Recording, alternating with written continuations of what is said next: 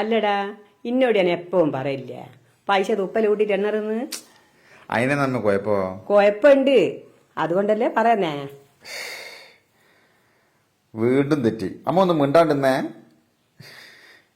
ഞാനെന്താ ആദ്യമായിട്ടല്ല തുപ്പൽ കൂട്ടിയിടുന്നേ.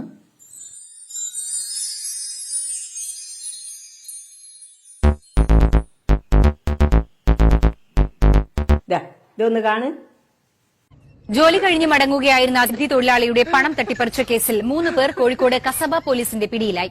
ഒന്നാം പ്രതി മുഹമ്മദ് ഫസൽ മലദ്വാരത്തിൽ ഒളിപ്പിച്ച പണം പിന്നീട് മെഡിക്കൽ കോളേജ് ആശുപത്രിയിൽ എത്തിച്ചാണ് പുറത്തെടുത്തത്.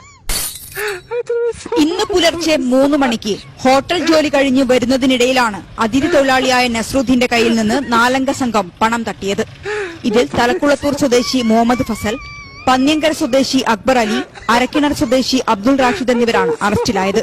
11,000 രൂപയാണ് തട്ടിപ്പറിച്ചത്. ഒന്നാം പ്രതി മുഹമ്മദ് ഫസൽ ഇതിൽ 7,000 രൂപ മലദ്വാരത്തിൽ ഒളിപ്പിച്ചു.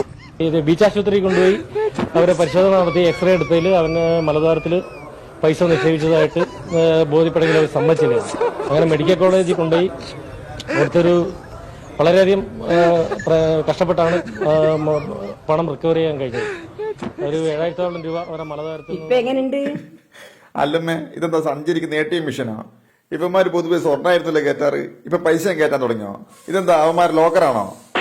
ആ, കേരളത്തില് സ്വർണം ലഭിക്കുന്ന ഏക ഖനിയായിരുന്നു. അമ്മ, ഇതിനാണോ കുഴൽപ്പണം എന്ന് പറയുന്നത്? അല്ല മോനെ, ഇതിനാണ് മൂലധനം എന്ന് പറയുന്നത്.